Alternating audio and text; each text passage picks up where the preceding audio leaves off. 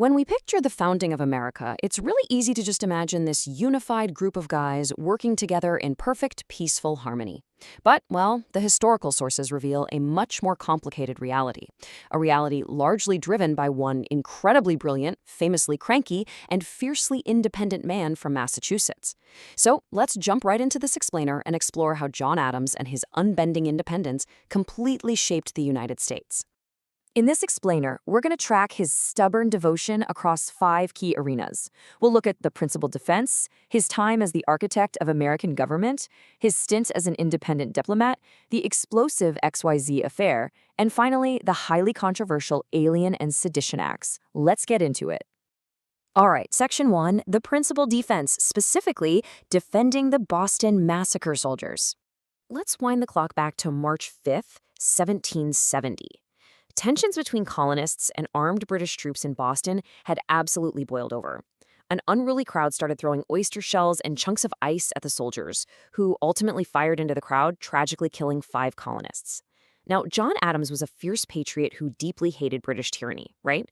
But he actually shocked all of Boston by stepping up to defend those British soldiers in court. Taking that case made him an instant outcast in his own community, but he did it anyway, because he believed absolutely that every single person accused of a crime deserves legal counsel and a fair trial. Standing before a jury of his fellow colonists, he argued that the soldiers had acted in self-defense against a violent mob. And he famously declared, "Facts are stubborn things." Honestly, that's a phrase that perfectly captures his own uncompromising personality.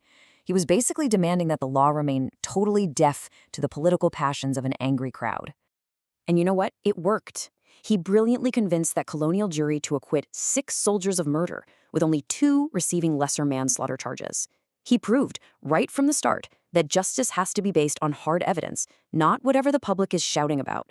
It was a wildly unpopular stance, for sure, but it cemented his reputation for unyielding integrity. Moving into Section 2, Architect of American Government, Drafting the Blueprint. That exact same reference for the rule of law led directly to his next massive task, which was literally designing a nation. You can see the rapid evolution of his legal genius right here. In early 1776, he published a hugely influential pamphlet called Thoughts on Government. By 1780, he was the primary drafter of the Massachusetts Constitution, which, amazingly enough, is still the oldest functioning written constitution in the world today. And that local success, it served as the primary model for the United States Constitution drafted in 1787. Adams knew a new nation couldn't survive on just good intentions. It needed a rock-solid framework. So he insisted on an executive branch, a 2-house legislature, and an independent judiciary, all preceded by a declaration of rights to protect individuals.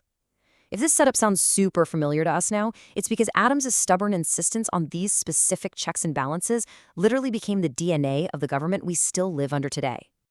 Which brings us to Section 3, the independent diplomat, negotiating in Europe. Turns out, the exact same bluntness that makes someone a brilliant legal architect kind of makes them a very complicated diplomat. Over in France, his uncompromising temperament really alienated his own colleagues, especially Ben Franklin, who was way more comfortable playing all the nuanced political games of the French court. But Adams's sheer persistence did pay off in the Netherlands, where he basically single-handedly secured a critical $2 million loan to keep the American cause afloat. Finally, he headed over to Great Britain as the first U.S. ambassador. It was an incredibly uncomfortable role where he faced a super cold reception, but he held his ground for the new republic. All right, Section 4, the XYZ Affair, a true presidential crisis. After serving as Washington's vice president, Adams takes the top office just as the world is falling into war. France was seizing American merchant ships. Seeking peace, Adams sends envoys to Paris. But to his absolute disgust, 3 French agents, who he codenamed X, Y, and Z in his reports to Congress, refused to even sit down at the table without massive bribes and a huge loan for the French foreign minister. So put yourself in their shoes for a second. How do you think a young, super vulnerable nation reacts to being totally humiliated by a global superpower? Do they cave? Do they apologize? No way. Americans were absolutely outraged, rallying behind this famous quote, "Millions for defense, but not a penny for tribute." Overnight, Adams became a national hero. Citizens donated their own money to build ships, and Adams rapidly built up the U.S. Navy. That actually earned him the title of the Father of the American Navy, leading the country right into an undeclared naval conflict known as the Quasi-War. Now, here's where that stubborn streak really kicks in. True to his independent nature, Adams refused his own Federalist Party's demands for a full-scale declared war. The High Federalists, secretly led by Alexander Hamilton, desperately wanted war with France, but Adams stubbornly dug his heels in for a peaceful resolution. He actually ended up firing his disloyal cabinet members and sent a successful second peace envoy to France in 1799, keeping the young nation entirely out of a devastating European war. And that leads us to Section 5, the Alien and Sedition Acts, the controversial climax.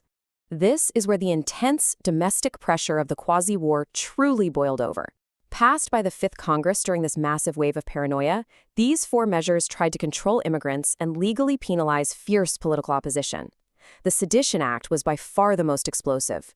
It literally made it a crime to publish false, scandalous, and malicious writing against the government. And it wasn't just an empty threat. It actually led to the prosecution of rival newspaper editors and even a sitting congressman.